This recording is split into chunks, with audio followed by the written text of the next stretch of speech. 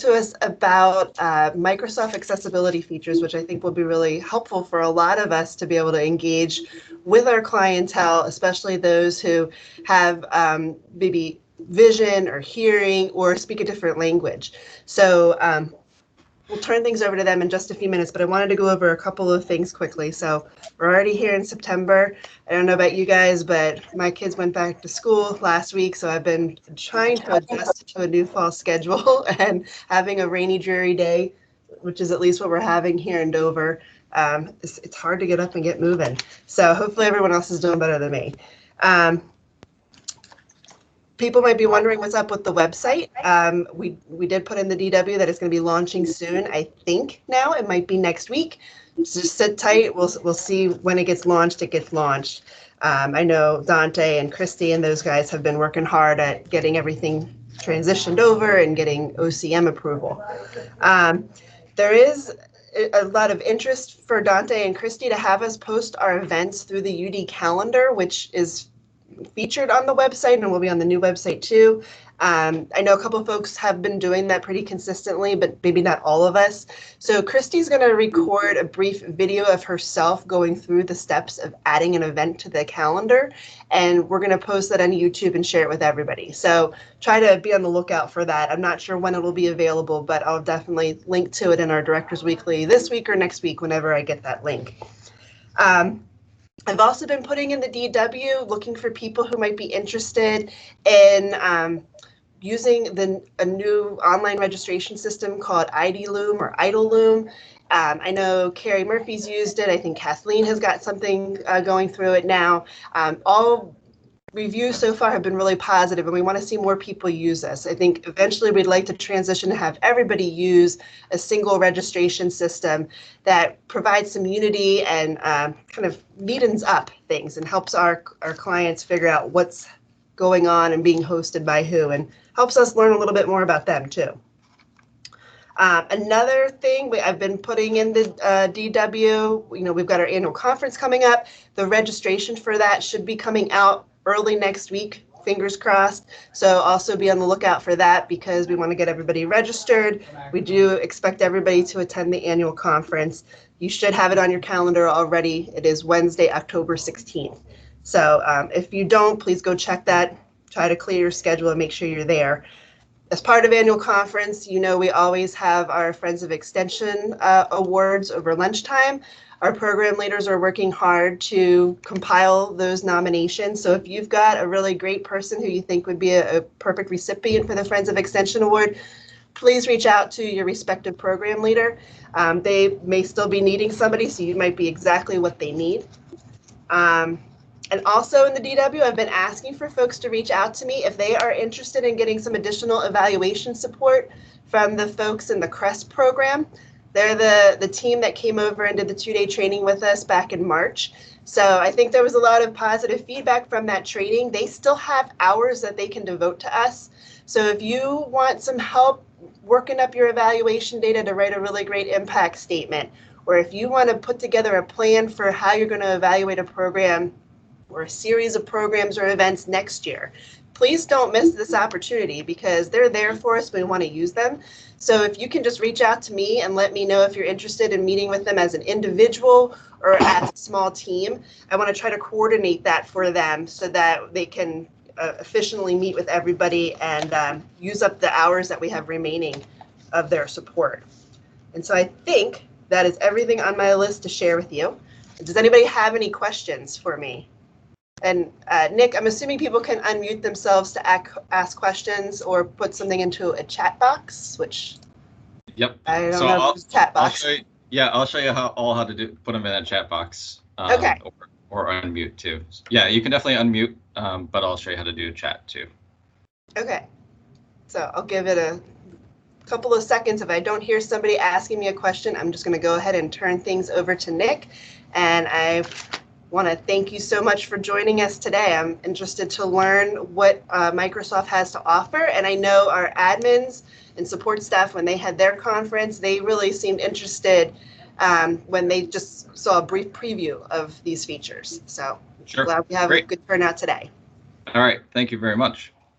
So since y'all are a little bit newer to Teams, this should look something similar. You'll actually probably see my screen, but as you hover here in Teams, you'll get this box down below where you can turn your camera on and off. You can turn your microphone on and off, and then you'll see this conversation piece. So if I turn that on, you see in the chat, Lindsay said good morning to us all. She's going to be monitoring this chat. Also, I placed here in the chat all of my contact information, as well as a link right here to go ahead and register for the event. So I'd appreciate if you all could go to that link and register for the event. That would be super helpful. So like I said, you can either put the questions in here, or you can come off of mute and ask the question. And with that, I'd like to introduce my friend Lindsay. So Lindsay, if you want to go ahead and introduce yourself. Hi, everybody. I'm Lindsay Torinowski. I'm the Microsoft Learning Consultant for the Philadelphia area. So I'm going to be helping out today, just taking some questions. Nick's going to lead, but if you do have any questions, just go ahead and put those in the chat pane and we'll get those answered for you. Cool. So my name is Nick Christine. Lindsay is part of the education training team that supports the University of Delaware. So she's a great asset for us. And a great help that way. My position here at Microsoft is the community development specialist. I actually work in the retail store in the Christiana Mall. So I'm here in the mall store today and work here most days. So if you're ever looking to actually meet me in person, you can always just stop by the mall. I'm assuming most of you come to the mall. Also, here is my contact information as well as my LinkedIn profile. So feel free. I'll put that back up at the very end of the presentation. So we have a lot of things to cover this morning, a pretty long laundry list of things. We're going to really start out with translation that's built into PowerPoint. And when I initially say translation, I'm sure most of you think, just translation into another language and where that could be useful for somebody that speaks a different language. But I think there's also a lot of other use cases in regards to folks that have assistive needs and where we can use that. So with that, I'm going to bounce to a video that's really going to kind of introduce translator, because I think this probably covers it a lot better than I can. So we'll go ahead and play that.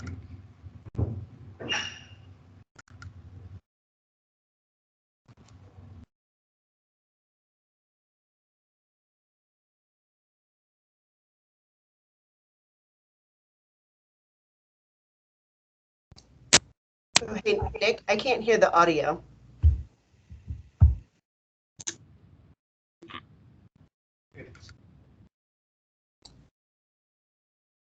So nobody can hear the audio? I'm not able to. Okay. So, all right. Well, we'll navigate away from that. If that's not going to work, I got a backup plan. So, no worries. So, Translator is actually built as an add-in into PowerPoint, and I'm going to bring it up here on the screen real quick to show you all what that kind of looks like.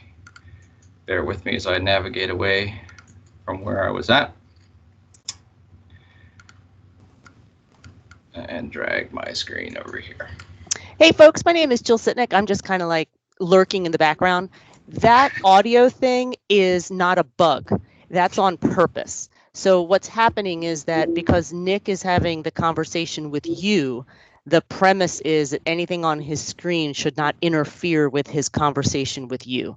So it's a little bit of a drama, like you have to kind of change your audio outputs and things of that sort. And I'm going to tell you this, I learned it the same way that Nick just learned it, by doing it. And when I complained about it, it was like, Jill, it's not a bug, it's on purpose. I was like, oh, okay. So I just wanted to step in and share that, and because Nick, exactly what you just did, it happened to me too. So just jumping in. Well, awesome and bad all at the same time. Thanks, Jill, for the heads up. Appreciate that. So so to use Microsoft Translate within PowerPoint, you will need the installed application of PowerPoint in order to do that. To navigate to that and enact it, you're going to click on File, and again, most of the stuff is going to be really quick because we've got, like I said, a lot of things to cover. And if you want to know more information or you want a how-to guide, I'm more than willing to send that out. So if I fly through this and you're like, oh, I just didn't catch that, that's partly by design because we just have a ton of things to cover. And like I said, I'm here as a resource, so I'm more than happy to share out exactly what I did later. So don't feel bad if you miss things. So you're going to go here in the File section, which takes you to the backstage view of any of the Office applications. Under Options and Add-ins, you're going to come down here and it's going to say Manage COM Add-ins. And if you hit Go, you're going to see right here Presentation Translator. And often this box is unchecked, so you'll have to go ahead and enable it and hit OK. You can see within mine that's already been enabled. And then once it enables, you're like, OK, now what? So this is a regular presentation that I give around accessibility. Once you come here to the slide show section of the ribbon, you're not going to see this new additional features where it's going to allow me now to add subtitles and translate my slides. So if I go ahead and hit Start, the first set of questions it's going to ask me is what language will I be speaking and what language would I like to convert my subtitles into. So I took German in school, so just for fun, we'll go ahead and put it in German. The other thing that it will do as well is ask me what kind of device that I'm recording. So sometimes when I'm in a much larger setting, I will go ahead and actually use a Bluetooth headset. And the reason being is right now, I'm in a really controlled environment. So speaking to my laptop is not a big deal, just like I'm speaking to the rest of you. But often if I'm in a much larger auditorium or something like that, my laptop can't always hear me as well. And so that really does greatly affect your translation that goes up on the screen. The other thing to note with that, as you can imagine, if you have other people speaking in proximity to your laptop, that will also be translated and put up on the screen. So just some things to think about. And again, I only have the one device connected right now, so that's the only thing that's going to show up. And then it's really quite simple at that point. You go ahead and hit Next, and it starts to translate. And some things you'll see right off the bat, it automatically creates this welcome slide. And the reason being for this welcome slide, and you can see it's starting to subtitle me in German, so if anybody speaks in German, hopefully it's doing a decent job of translating me. But one of the really cool things about using Translate is not only do you get to see the subtitles on my screen as I'm presenting, but anybody that has a device with web capability, and that could be anything from an iPhone to an Android phone to a PC or an Apple device or even a Chromebook, you can navigate to this website and go ahead and put that in. And when you do that, it's going to take you to Microsoft Translate website. And at which point you can choose to see what language you prefer on your screen. If you have the ability to do audio as well, you can put headphones in and choose which language you'd also like to hear. The one thing I can tell you with that, the text portion is very robust as far as how many languages you can choose from. The audio is a little less of a choices as far as what languages you can do that, but you can see it begins translating. And so again, this is typically a slide that I'll have up in the beginning, which allows people to see what Translate looks like, and go ahead and navigate to their native tongue or whatever language they want to go to. When you do go to Microsoft Translate, you can actually translate in 2 languages at the same time on your screen.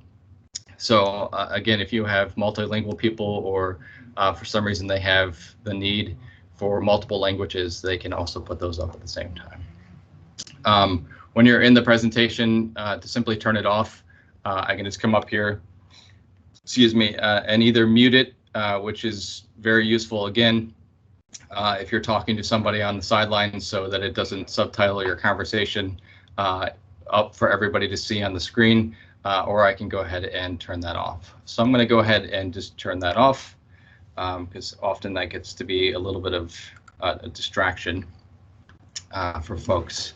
So again, it's pretty straightforward as far as turning that on and off.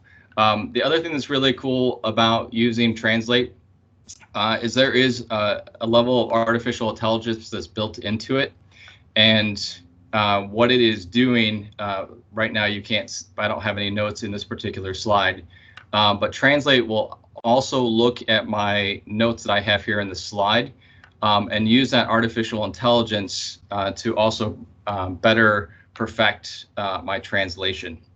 So as it's going through and translating what's on the slide, it's taking a look at the text on my slide, but it's also taking a look at the text that's in my notes to form a more better, more accurate translation. And again, you just simply hit Start Subtitles, and it will go ahead and enable that. If I choose, I can always click Always Present with Subtitles. So if this is a presentation, then out of the box, every time I go ahead and launch it, I want it to start translating, I can go ahead and do that as well. Additionally, within the Microsoft Translate add-in that we've added to PowerPoint here, you'll also see Translate Slides. So I do also have the ability to go ahead and translate my slides into a different language. So we talked a little bit about using this within the actual application of PowerPoint. And so I think what I'd like to do before I keep driving is really kind of show you all how to do that with the later version or the newer version of Office. And you all have Office 365. From what I'm told by Central IT, most of you have it at this point.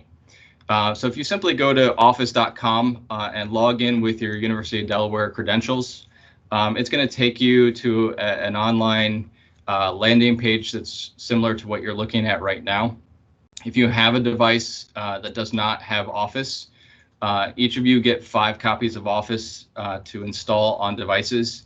And when you've come to this landing page, if you simply click on Install Office, this will give you the ability then to go ahead and download PowerPoint onto your device and start using the add-in feature within PowerPoint within Translate. So within addition to using Microsoft Translate within the PowerPoint section of things, one of the other things that you can also do if you're looking to do translation or subtitles or something like that kind of outside the realm of PowerPoint, you all have the ability to do that as well. And that's using the Microsoft Translate application. And so this application is very similar to most translators that you've used, with probably a couple differences. So one of those, you can just simply do text to text, English to German here. It will also translate voice, so you can go ahead and press the microphone and go ahead and do that. One of the things that I really like is the ability to do an image. So these features live, I'm using them here on my PC, but I have an iPhone. I have this downloaded on my iPhone as well. And you can also download this from the Google Play Store with an Android device. But it's the ability to translate pictures and take pictures and things like that. So one of the use cases that I've used this for, my wife and I host a girl from Latvia, and she speaks Russian, and so I do not speak Russian. And so often she'll write something out in Russian, or she's trying to translate it, or she'll have some sort of text that she's trying to figure out, what that would mean in Russian versus English. And so the cool part is I can take, either my PC or I could take my phone and go ahead and translate that image and have the ability to do that. So that's a really cool feature and something that I've used a number of times. Right now I'm using a Surface, and one of the cool things about a Surface and iPads and things like that is the ability to do ink, be able to pen and ink. So within Translate, it also gives me the ability to ink and write things out and then convert my handwriting into text and ultimately into another language. And one of those, and then lastly, within Translate is the conversation piece. So, this is very similar to how PowerPoint Translate works, in that this will give me the ability then to converse with somebody else.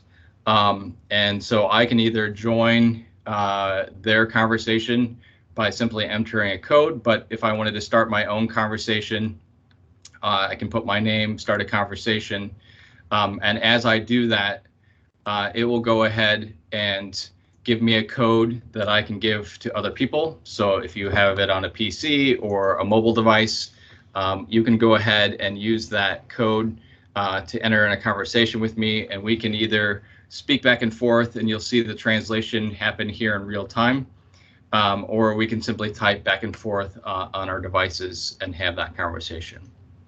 Again, it also creates a QR code. So if you don't want to enter this code, you can simply take a picture of that with your device and navigate using QR codes. So that's a bit about translation and what that looks like. And moving on, we're going to next talk about Microsoft Learning Tools. And again, Microsoft Learning Tools are now built into the breadth of Office applications. And the really great thing that Microsoft has done is not only have we built these into the installed applications that we typically have used within Office, whether that's PowerPoint, Excel, OneNote, Word, and those typical things, but we've also put those in the online applications as well. So as much as I'm going to be showing you from the actual installed applications, if you remember on that landing page that I was just at by navigating to office.com, when you go into the Word, the Excel, the PowerPoint online, you'll also find these same features. So we're going to talk primarily about learning tools and using those with OneNote. And one of the things that Jen had shared with me is, hey, we often want to do having text read aloud and things like that, but sometimes we get PDFs and we need to convert those and go back and forth. And so one of the really cool things about two of the main Office applications that we're going to talk about here is within Word and within OneNote, it will allow you to import those PDFs and do some things that have become really useful, and you'll see here in a minute. Right now, I'm going to probably focus mainly on OneNote. If I don't know how many OneNote users I have out there, I'm going to guess only a small handful of you have used OneNote. Even smaller handful have probably opened it and gotten kind of nervous and scared what it was, and then quickly closed it. I often get that. But it's probably one of the applications that I use the most in my day-to-day life, and probably one of those things that Microsoft doesn't tout enough as being such a really great tool and a great resource. So this is OneNote. Right now I'm using the application version. There have been a couple iterations of it previous to this within 2013, 2016, and 2010. It looked a little bit different than it does today. This is the application version, as I said, comes pre-installed on your device with Windows 10, but you can also put it on a Mac and you can put it on other devices as well. I prefer the application. So when looking at OneNote, it's pretty simple if you start to think of it really like a digital 3-ring binder. So this is my digital 3-ring binder. If you look here I'm showing you all my digital 3-ring binders that I use on a regular basis. I do have access to additional notebooks.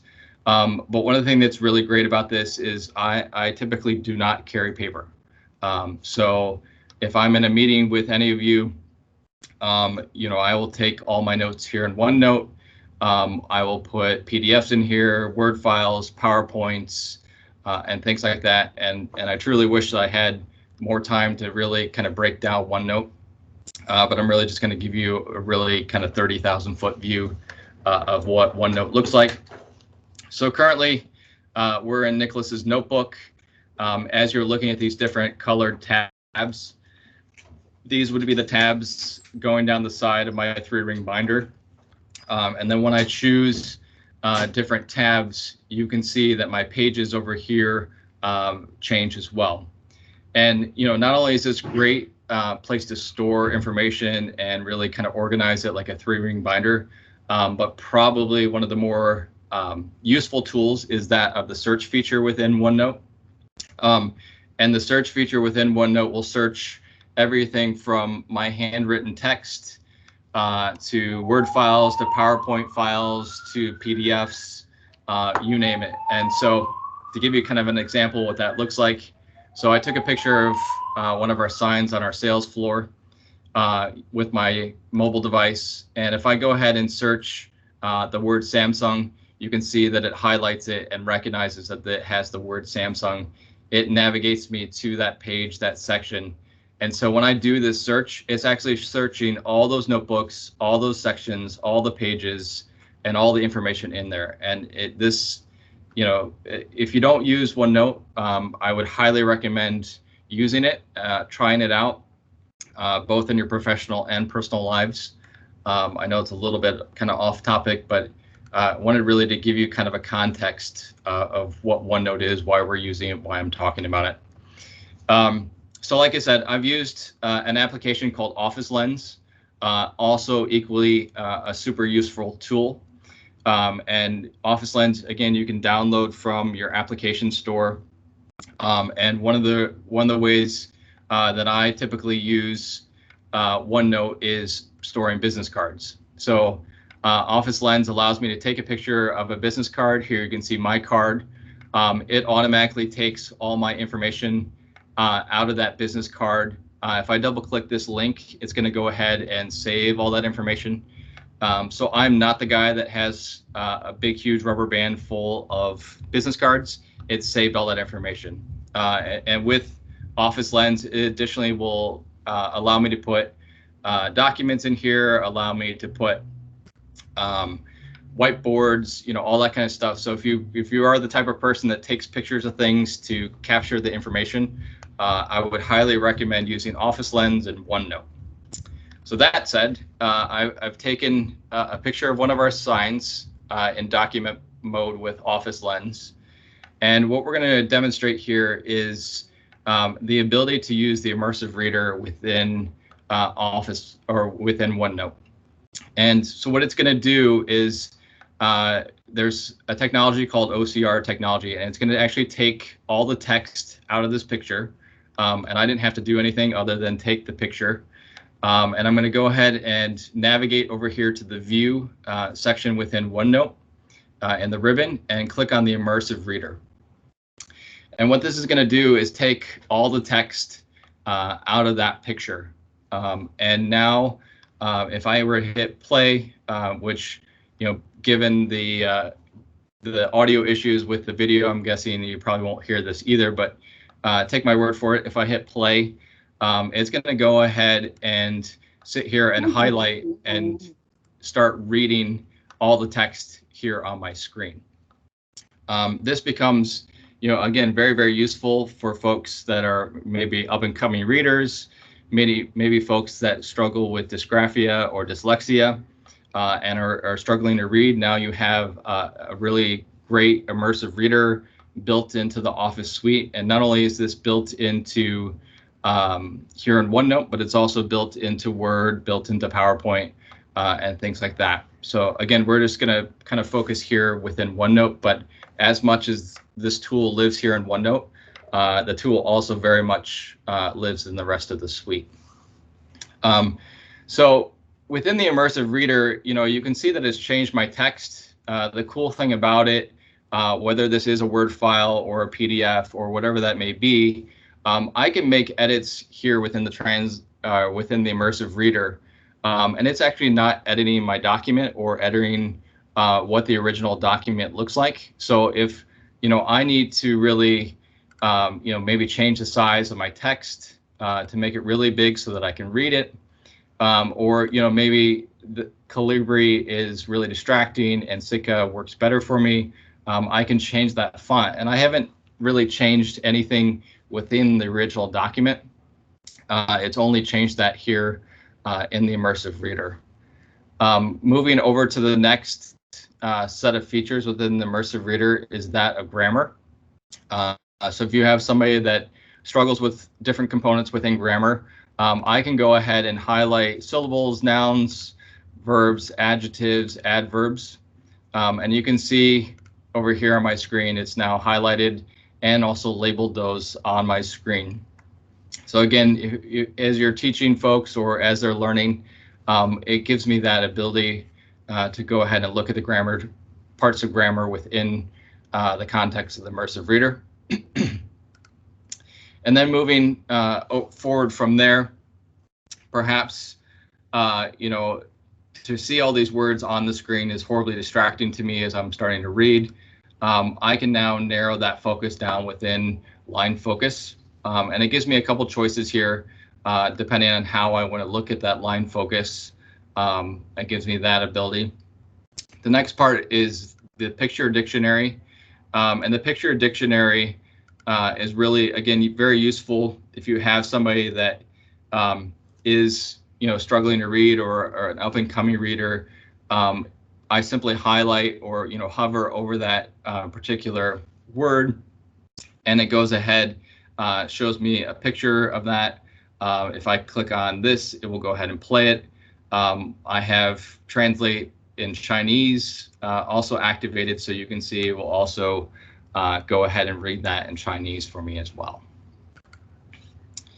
So then moving on past the picture dictionary is that of the translate portion. Again, you kind of saw that as I was looking at the text. I can go ahead and translate by word, but I can also translate the whole entire document. Again, the really great thing about using this part of translate is that it doesn't alter or affect my original document, and I can actually see the translation, read the translation without actually affecting my original document. So as I navigate away from that, we can see that it just simply takes me right back to my original example of the picture, and you can see the text that it put there in the immersive reader. So some other things, we definitely talked about translate within the immersive reader, but maybe I just need to translate this whole entire page or a whole entire section within my notebook. Translate it, again, very much as it's here in OneNote is built into the whole Office suite. So if I click on translate, it's going to give me the option of what I want to translate. Maybe it's a selection, maybe it's the whole entire page. And then it also goes ahead and asks me, what language do I want to convert that into? If you start to look at all the different languages, I'm going to say there's 50, maybe 70 different languages that are here that allows me to translate into those, and that's part of the Office suite. So as we're thinking through these learning tools, thinking through assistive technology, often one of the things that comes up in conversation, especially when working with educators, is, hey, Nick, I've been an educator for 20, 30 years, and I have a lot of content that I've used throughout, my time as an educator. I do want it to be assistive. I do want it to have assistive technology built into it, and things meet all the needs of all my students. But it would just take me a lifetime to go back through all that information and go ahead and check it to make sure that it is accessible to everybody in my classroom. Is there an easier way? And actually, absolutely, there's an easier way. So built within, again, Office 365, either online or the installed applications of Office, is what we call Check for Accessibility. And what Check Accessibility is going to do is bring up the accessibility checker. And this is going to go ahead and look at, right now you can see that we're just looking at the one page, and it doesn't like that there's a ton of white space in there.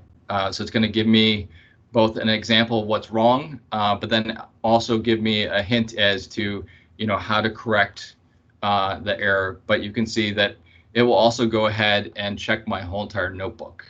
So as much as, this lives here, I'm going to transition a little bit away from now OneNote into that of Word. So the accessibility checker also very much lives here in Word. And to get there, you're going to navigate to your review portion of your ribbon. And here I've just taken simply the text from what we're going to talk about today and throw this on this Word document. And if I go ahead and click that on, it's going to go ahead and tell me if there's anything that needs to be checked. And so far so good. It looks like my document meets the requirements. One of the other very cool things about using the accessibility checker, as much as it will go ahead and check an existing document, it will also allow me to run while I'm working within the document. So if I turn this on and click this little box here, the accessibility checker will check things as I'm making this particular document. And you can see down here in the very bottom part of Word, kind of in the task section, it's actually telling me right on the fly, hey, you're good to go. Accessibility checker says you're good. Carry on with what you're doing. So that's just a really super useful feature within all of the Office applications and things like that. One of the things, and again, I'll hit on this as we get kind of towards the end of the presentation, is again, I'm moving pretty quick through all these different things, and within all of the newer Office applications, you'll find up here at the top, or maybe over here in the ribbon, the search feature. And this search feature is called a couple things in the newer versions of Office. Within 2019, it's called just search. But if you're looking at it from maybe a 2013 or a 2016 version, it's called down here and tell me what to do. And I bring this up because this becomes a really useful tool, especially as you've gone through this presentation and you're getting used to some of the newer things, and I've covered through them really quickly. And you're like, what, I can't remember where the accessibility checker is because I've covered it so quickly. I can start to type in ability checker, and a couple things will come up. One, it will show me exactly where it is in the ribbon. The other thing is it'll look in all my documents for anything that's titled accessibility. Or maybe, I just need to know how to use the accessibility checker. And so the really great thing about this is this will give me a how-to guide on exactly how to use those tools. So this becomes a really great, useful tool, especially now that you've kind of seen some of the different technology and you want to kind of go back and explore it a little further. Again, this search feature also lives in all the online. So depending on whatever version or what you're accessing within Office, you always have the ability to use this search. So we're going to go back here into Word. So that's pretty much the accessibility checker. Also to note here within Word is the learning tools, which we're taking a look at. And again, you see that it turns on the immersive reader, gives me those options to read that aloud. Also within all the applications as well is the ability to dictate. And dictation is really great for a lot of different reasons. One, maybe it's the end of the day. I need to write out a document, and you know what? I'm just tired. My eyes are tired. I don't want to type something out. It would be great if I could just dictate to my screen. You absolutely could do that. Or maybe I want to dictate into a different language. I also have the ability to go ahead and dictate from English into another language. And you can see what those language options are within Dictate. So again, as much as the Office applications will read things aloud and do some of those features for me and translation, I can also dictate the other direction and dictate into other languages. So any questions kind of as we're talking about learning tools before I kind of navigate away from that?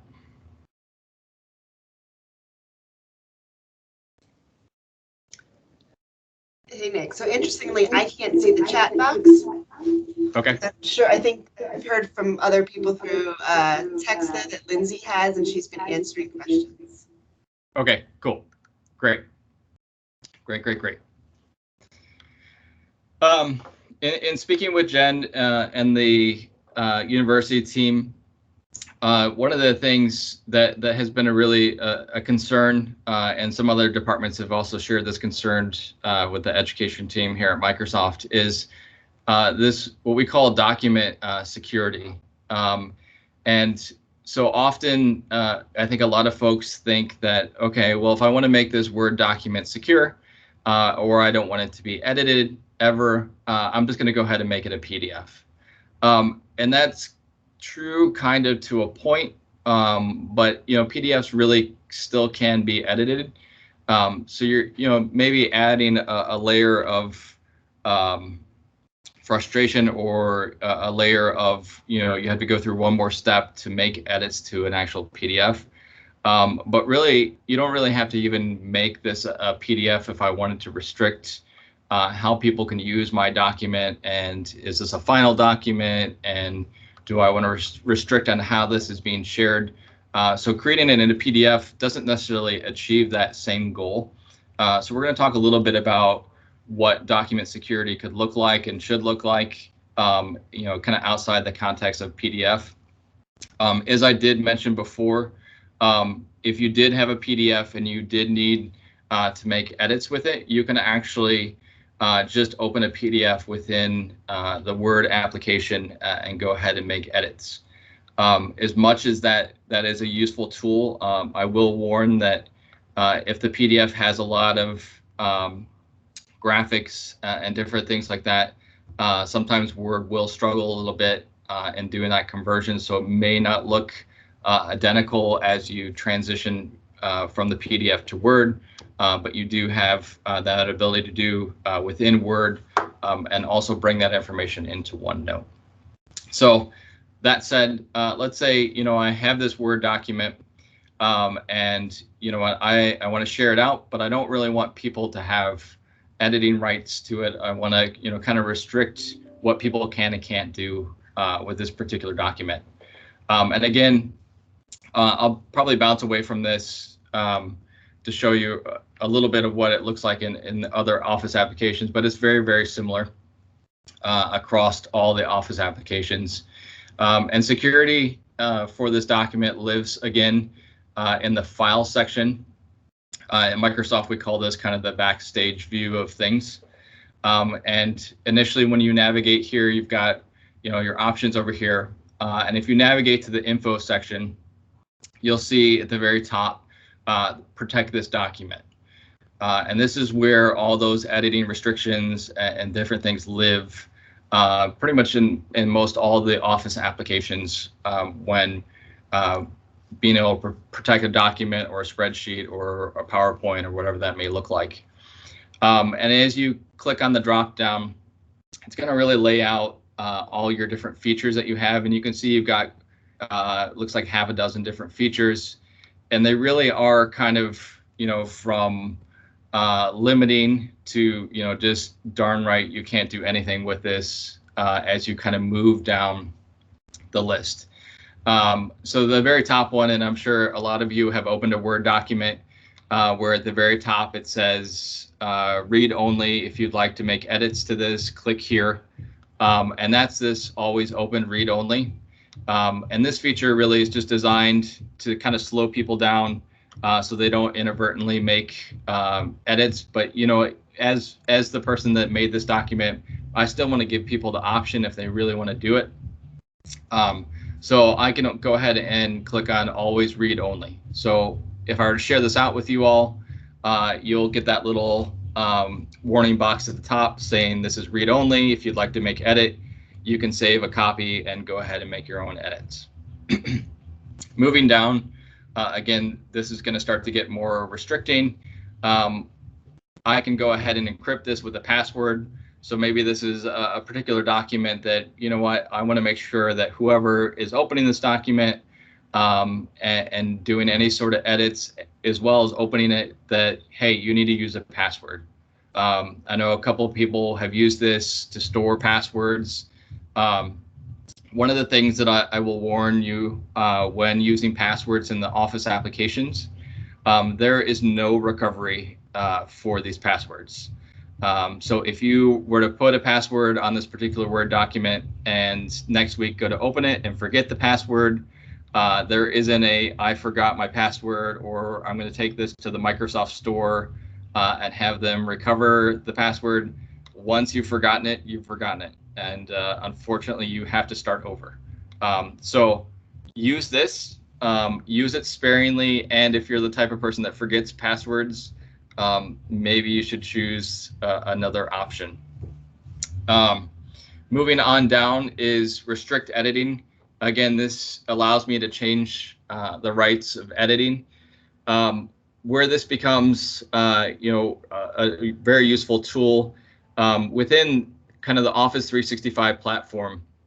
As I save this in the cloud and then share this out with people within my organization, they can now go ahead and make edits with me in real time, and we can all be in the same document, making all same changes all at once.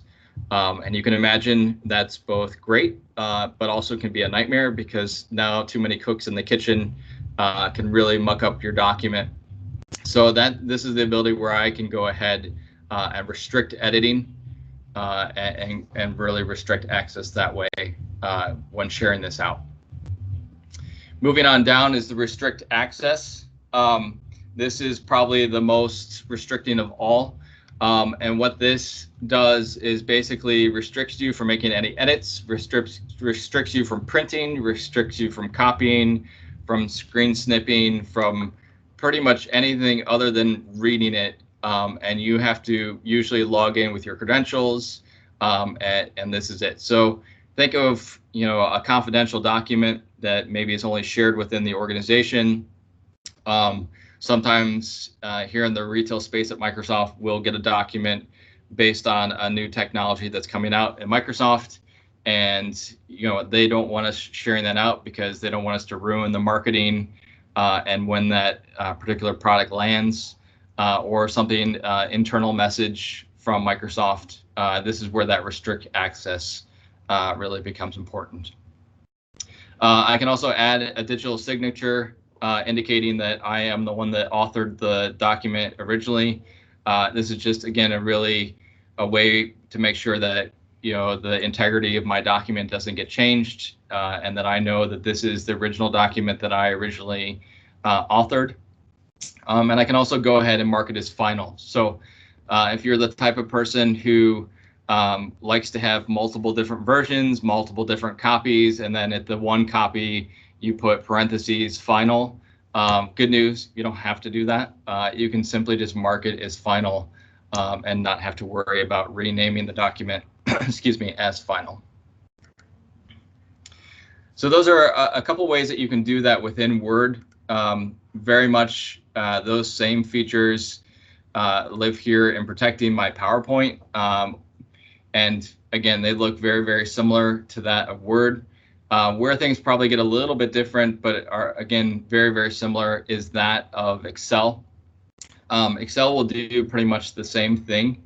And where Excel is a little bit different, as you can imagine, I can start to control some of those editing rights and restrictions based on, do I want people to edit cells? Do I want people to edit rows, columns? So I can really lock and do a little more restricting within Excel that way.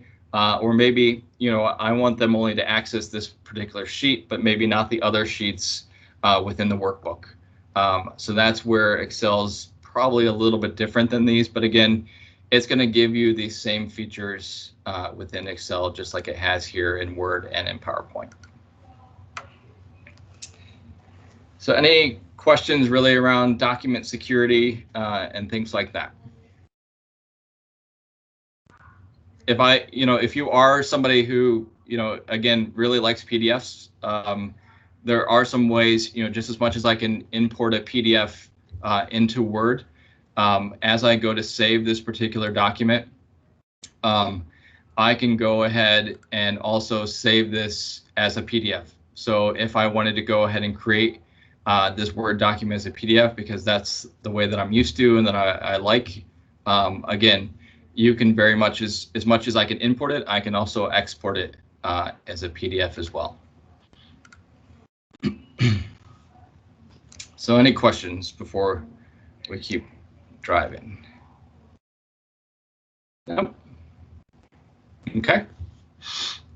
Again, in the conversation came up this desire to go ahead and poll people, to add questionnaires, to do attendee tracking and different things like that.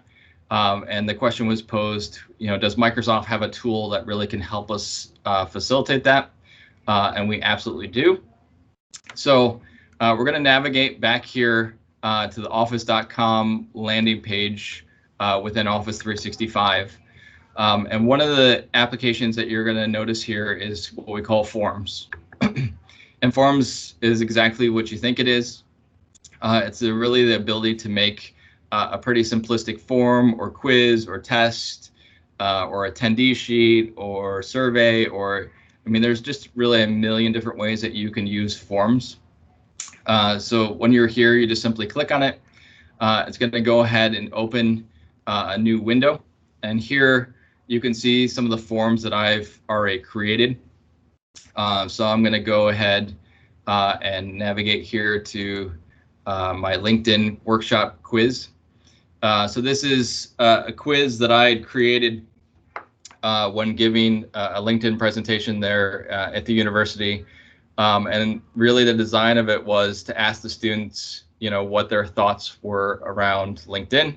And I probably secretly enjoy asking them as a presenter.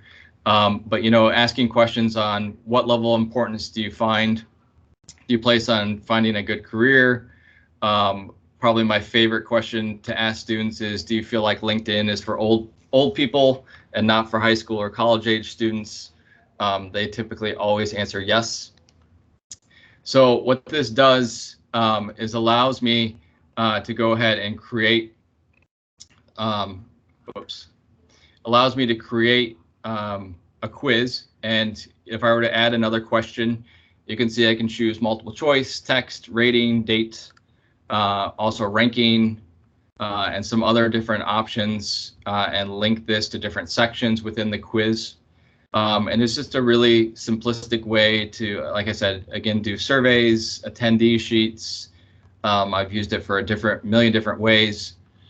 As you create it and send it out, if I click on responses, it's going to give me a graphical representation of the people that responded. So I had 22 people responding. Excuse me, it's going to tell me what my responses look like. It looks like they're actually split almost 50-50 on do they feel like it's for old people, so that's good. It gives me an idea how long it took them to fill it out. And then one of the really great things about using Forms is it also allows me to export all the data into Excel. So if I wanted to, go ahead and chart it or graph it or do some filtering and things like that in the data that I've captured, I can go ahead and export this information into Excel and do just that. Again, as somebody who does a lot of events with Microsoft, I find this super useful to use as a attendee sheet. because often if I have people write their own information by hand and an attendee sheet, either I can't read the name or I've got the wrong character in their email, or something like that. Whereas if typing, I don't have to worry about trying to read their handwriting. So when I've created it, it's allowed me to make my quiz. If I click on preview, it's now showing me what that will look like. Again, the cool thing about forms is not only does it create it for a computer, but it will also create it for a mobile device as well. And when you do create a form and decide to share it out, it goes ahead and allows me what kind of rights do I want when I share it out. It creates a URL for that particular form. Or maybe I just want a QR code that I put up on the screen and allow people to take pictures of and navigate to my form. In this particular form, I've created another URL that will take you to that same place. And also with sharing, I can also share to collaborate. So if I share this particular URL, any one of you that I would share that with can then go in the backside and make edits and things like that. Moving here kind of into the middle section is the theme. Again, it gives me about a dozen different themes that I can choose from, or maybe I want to choose my own theme and my own colors and different things like that. Allows me to go ahead and do that. Also, the ability to translate is built into here, so multilingual. I can build in here translations as well and translate my form that way if I so need to as well. And really, beyond that, forms is pretty simplistic. It's not super difficult to use to make. You can see if I choose my question, I simply fill it out. I can add a picture. I can make it required multiple answers, and it's really just that simple.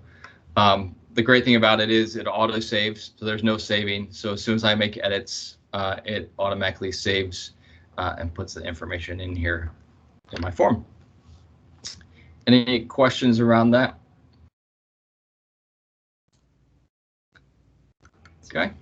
No questions for me. I just checking in on the time, so I know we're 10, and I know you had a couple other things to go over, so I just want to let folks know. About 2 or 3 more minutes. Okay. And that'll be done. Sounds good. Cool. So forms, also wanted to touch on PowerPoint design ideas. And again, I'm just kind of showing you this feature. I really don't have, unfortunately, a ton of time to walk you through kind of all the ins and outs. As much as this lives here in the application version of PowerPoint, this also very much lives in the online portion. So as you navigate to the design section of PowerPoint, you'll note that there's this design ideas. And if I click on that, what it's going to do, let me start a new slide here. It's going to basically start generating ideas on how I would change this PowerPoint. And again, I showed this to folks because if you're like me, you're not real great at making fancy PowerPoints. And I often look at people and their PowerPoints and think, man, that's really cool. Why can't I create PowerPoints like that? Because I'm the guy who makes the black and white, very boring PowerPoint. And design ideas really has been kind of a game changer for me because it now gives me ideas. This is a very simple who is in our classroom within this PowerPoint. And I look at that, I'm like, that's kind of boring. But gives me some ideas that, oh, well, that's kind of interesting to look at. And, as I start to use these ideas and incorporate these into my PowerPoint, people start to think, oh, well, that looks great. Man, Nick must be a PowerPoint rock star. And in fact, I'm not.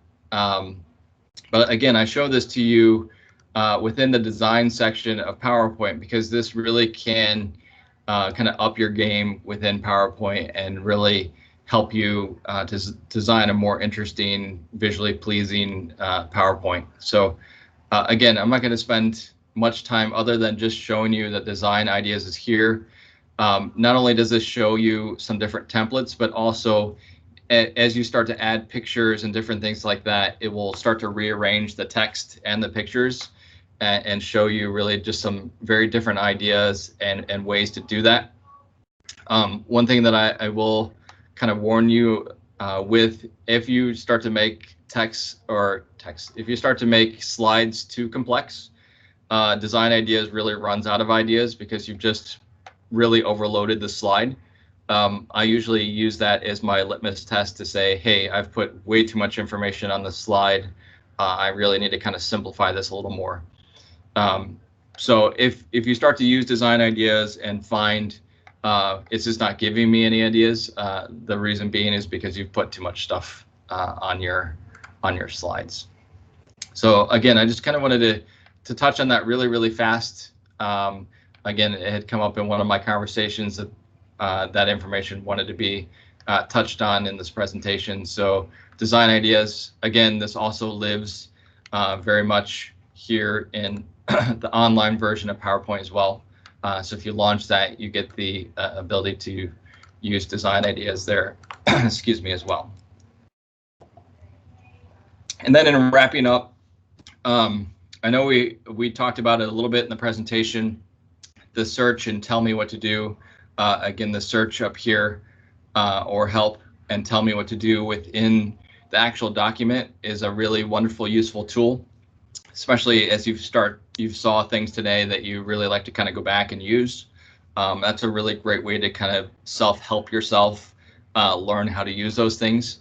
The other thing that I would highly recommend writing down, and I'll go ahead and put it in the chat window as well, and that's support.office.com. And support.office.com is just really a great website to cover all of Office 365 and all the Microsoft tools. So again, if you saw something that you wanted to know more information, there are YouTube videos in there. There are help documents. There's pretty much anything you could ever want to know within the Microsoft suite. It's the place that most Microsoft employees go to find more information. So when customers stump me with how-tos, it's the first place that I go to find things. And then lastly, the store. So there are 31 of us here in the store. And if you find you've learned something today, you want to know more, or maybe you have a PC that's not working well, or Office on your Mac or your PC that you need some help with, really the Microsoft Store here in the Christiana Mall is here as a resource. Like I said, there are 31 of us here in the store. We're open 7 days a week. So if you find yourself in the mall for whatever reason, and you're like, oh, I have a question around Accessibility Checker, please use us as a resource and stop by. So that's pretty much it. Any questions?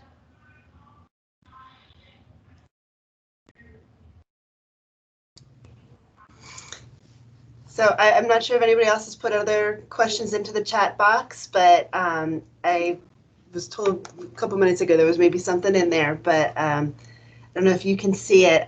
I don't know why I couldn't ever get that option. I've tried to figure it out, but I've been able to see everything else. So thank you so much, Nick. I think this was really very interesting, and I hope people got some good ideas about some of the functions that they can now use. And I think the key thing is that we need to really be able to have Office 365 on your computer. So I have tried to install it. I came across a stumbling block, but Greg Keene has told me that I should be able to go ahead and do it. So I'm going to try later today to reinstall on my computer so I can try to turn on some of these features. So the other thing too, I know in working with the education team, like we're going to start rolling out trainings that are going to happen on a regular rhythm, both in store as well as on the different campuses at University of Delaware. So be on the lookout for that as we start to roll that out. Sounds great. Thank you so much. You're very welcome. All right. Have a great Friday. Bye, everybody. Thank you, too.